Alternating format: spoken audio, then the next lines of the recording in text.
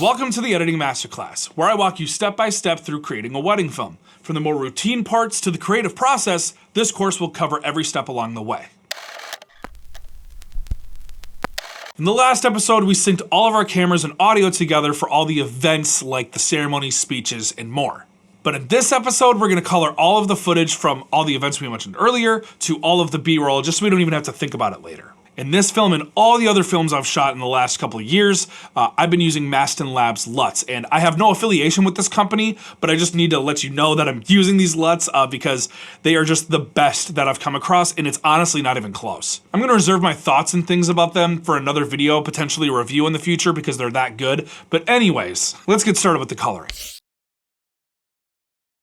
So from the last episode to this, the first thing that we gotta do is go to sequences and duplicate, just like this, right click, duplicate to another timeline, and we're gonna name it something else. We're gonna go in order. So the first step was sync, the second step is color. So you'll see here that I kind of chopped everything up and we have everything just laid out as it was.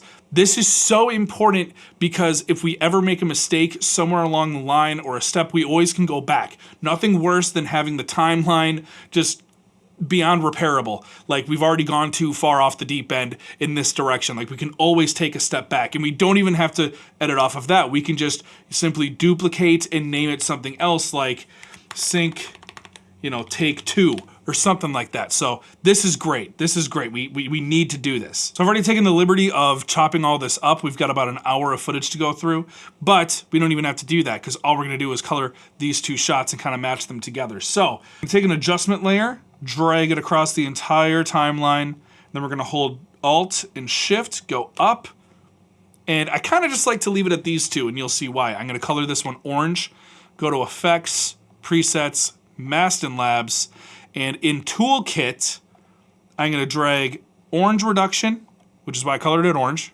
of course, and I like All Soft. It kind of makes it feel like I have a little bit more dynamic range, or just kind of reduces the contrast for the amount of contrast that I'm about to add soon. So that just kind of sets the vibe for the film, I guess, in a way.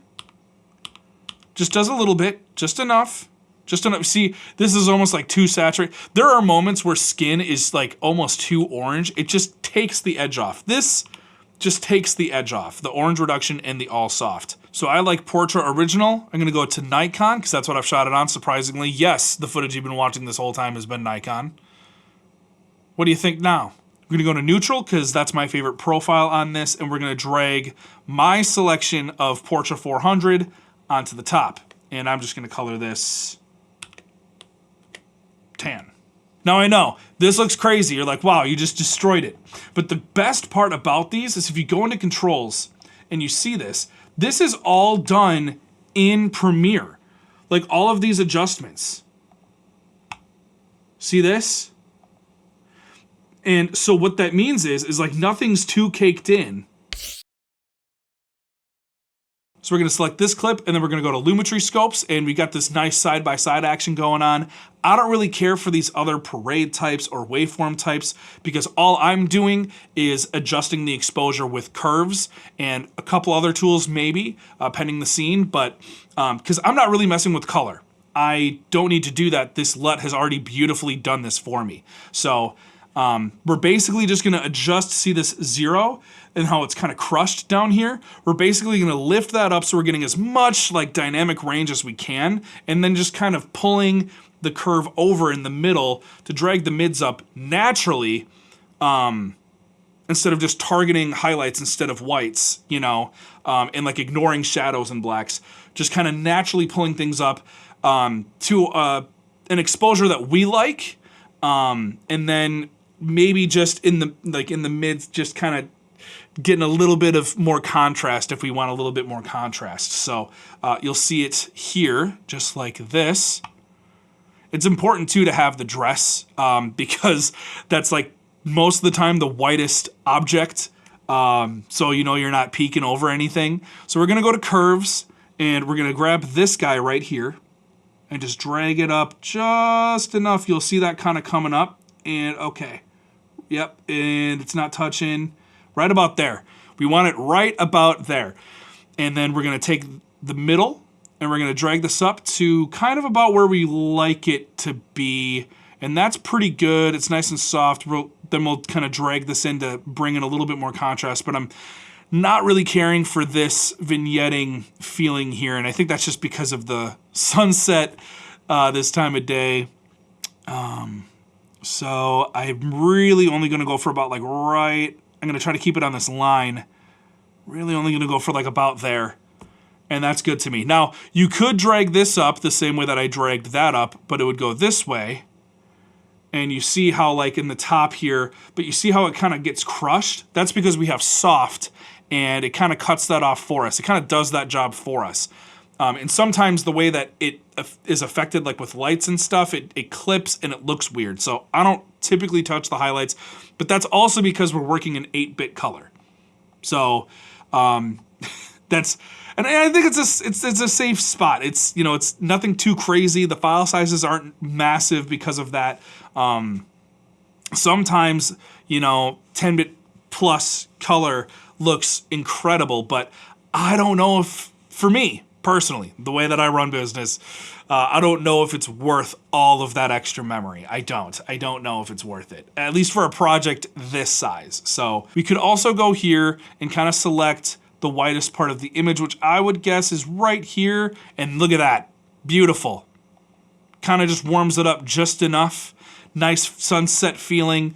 I like that. We could pick around at a couple other spots, like maybe this white building, but that doesn't work. So just trying to find the most, you know, like the right, what feels right to you. And when it comes to white balance on the day of the shoot, I only use either 5560, 3200, or if it's like a weird thing going on where like they got all these vintage lights in a white tent and it's at night, so you're getting the blue through the window, like I'll go somewhere like 4400 and then kind of figure that out in post, because that's always tricky. This was set at 5600, but we're just kind of warming it up a little bit because they're the main subject and they were in the shadow. So for the most part, I can copy this. We're gonna hit X to disable that clip so we can look right underneath it.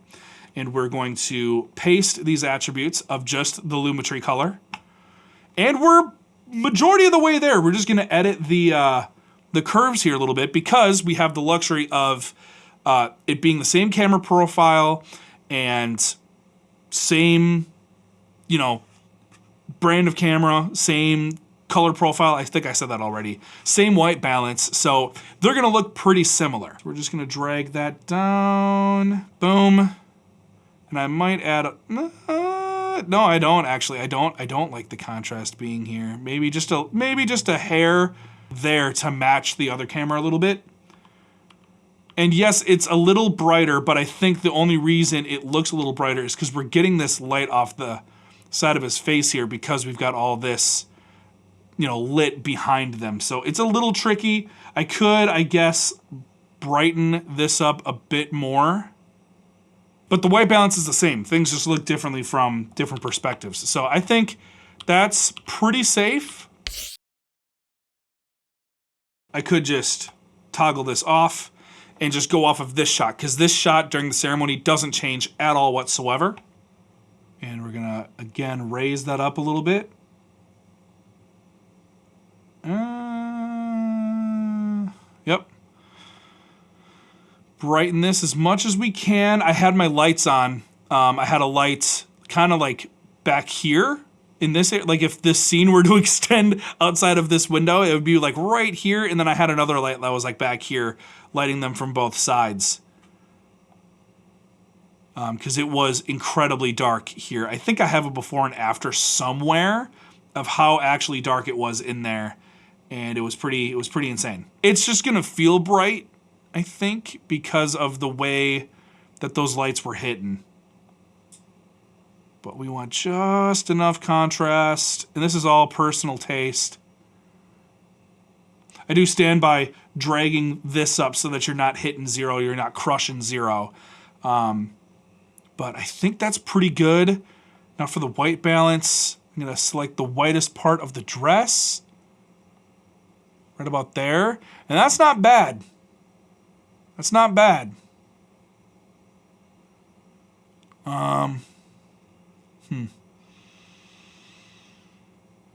maybe like here. That's a little more natural. That's just a touch. Yeah, see, it's not that far off. Another trick that I do sometimes, if I have the luxury in certain edits, I'll go to the red curve specifically and just pull off the shadows just a little bit, because it's a little tricky, because then all the shadows and the blacks are kind of blue, and it's like a subtle, like kind of almost like a peripheral thing. But we're not going to do that for this. So this is going to be colored entirely differently, because now you can see how dark it is, because this wasn't lit. So we're going to have to color this differently because the light is so different there.